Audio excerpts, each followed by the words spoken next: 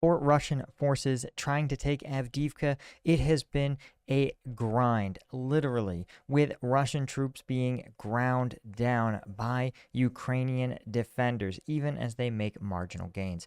But recent leaked documents and reports have indicated just how bad the scale of Russian losses has gotten.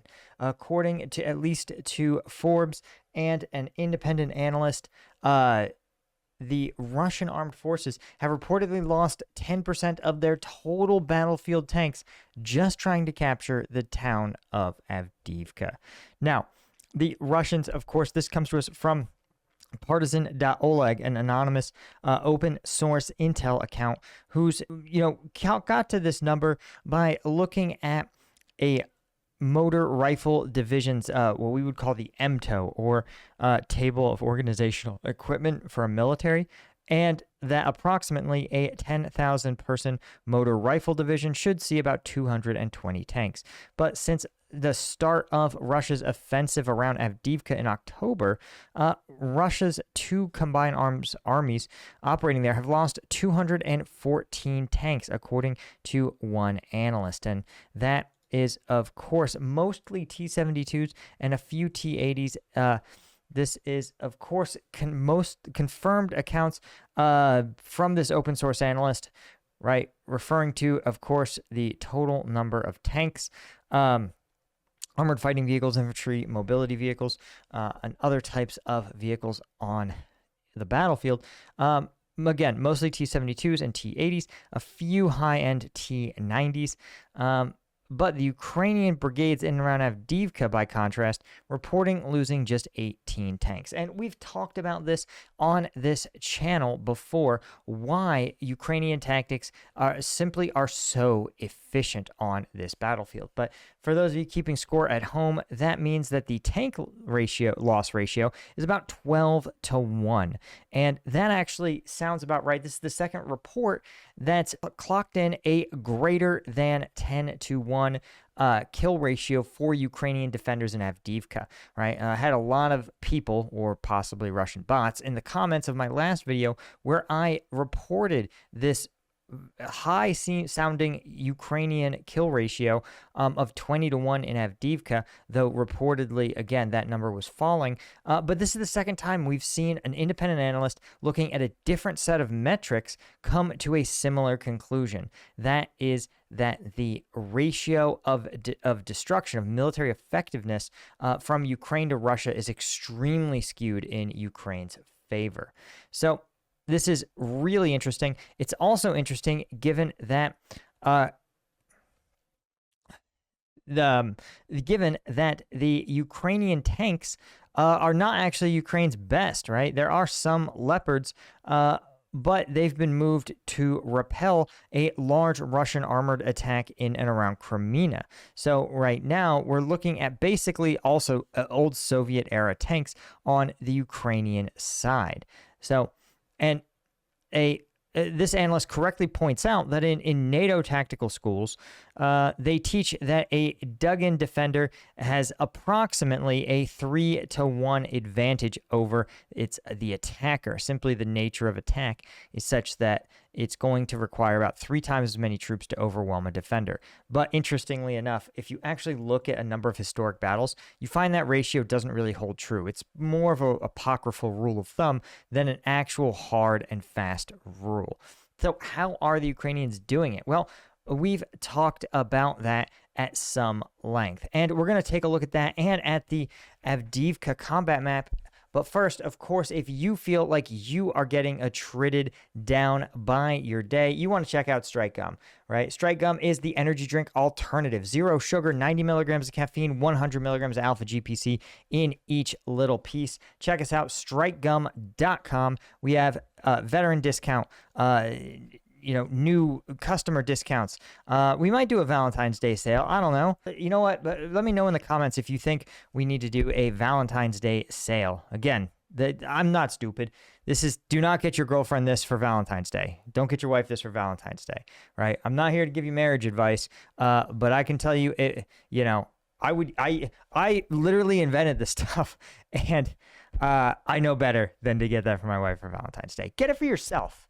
That's what I say. Get strike gum for yourself, right? It'll give you the mental clarity to think of a good Valentine's Day gift.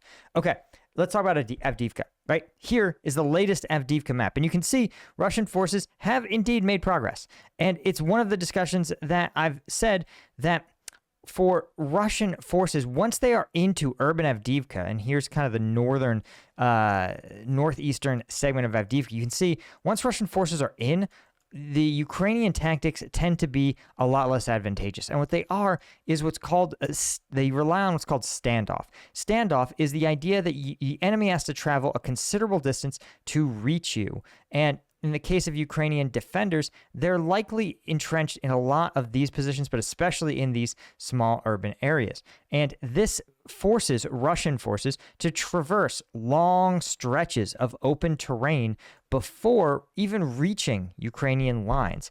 As a result of that, Ukrainians rely on not on tanks to take out tanks, but on drones, on anti-tank weapons, on guided artillery or artillery guided in via drone observation.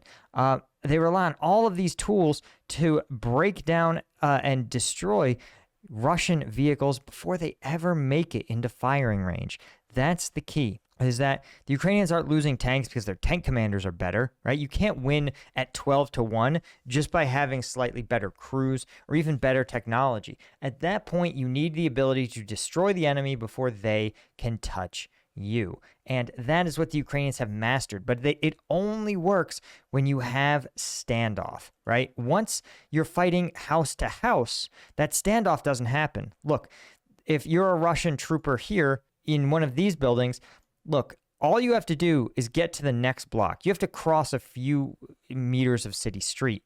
And that doesn't give the Ukrainians time to fight that standoff fight. So while I think the Ukrainians are probably holding out Avdiivka, likely once they're in downtown urban Avdiivka, if they are smart, they will start to withdraw their forces. This should just be a covered withdrawal. And then as the Russians take urban Avdiivka, they're going to high-five each other. They're going to think they won something. Meanwhile, the Ukrainians are going to be building new defensive lines, forcing Russia to cover more distance, and the Ukrainians will be back to fighting a standoff fight. Remember, there's nothing left of Avdiivka, guys.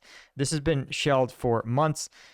There is nothing to show for this. The only thing that could stop Ukraine from executing this appropriate strategy that preserves their combat power. Because remember, guys, Avdiivka feels like a big deal when you look at this, but this is Avdiivka relative to the battlefield. It's so small relative to the battle space that it is not even visible amid the crowd of units, okay? So this is like the entirety of Ukraine's counteroffensive, right? You can see it in green here. This is Avdiivka, okay? So a good commander, an overall commander, is going to keep perspective.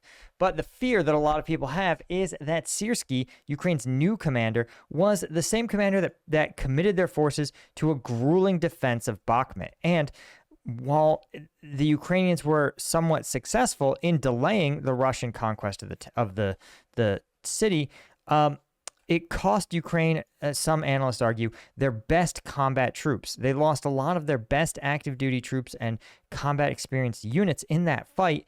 And it meant that when the counteroffensive happened, the units that were rolling into battle were oftentimes very, very green with very little combat experience to speak of. So the fear is that if the new commander Syrskyi decides he's going to run another Bakhmut-style defensive in Avdiivka, that it's going to also burn up critical Ukrainian troops who would be better used continuing the standoff fight, even if it means that Russia continues to advance meter by meter. Again, you can see that we are a long way from the Russian forces posing any kind of substantive threat. Ukrainians can trade space for time, especially if there's a possibility that aid is going to come in the form of U.S. support. So anyway, that is all I had, guys. Be sure to hit like and subscribe. And of course, thanks to the Colonel tier members at combatvetnews.com, all of our Lieutenant tier members. I could not do this without you guys. And thank you so much. I'll see you in the next one. Cheers.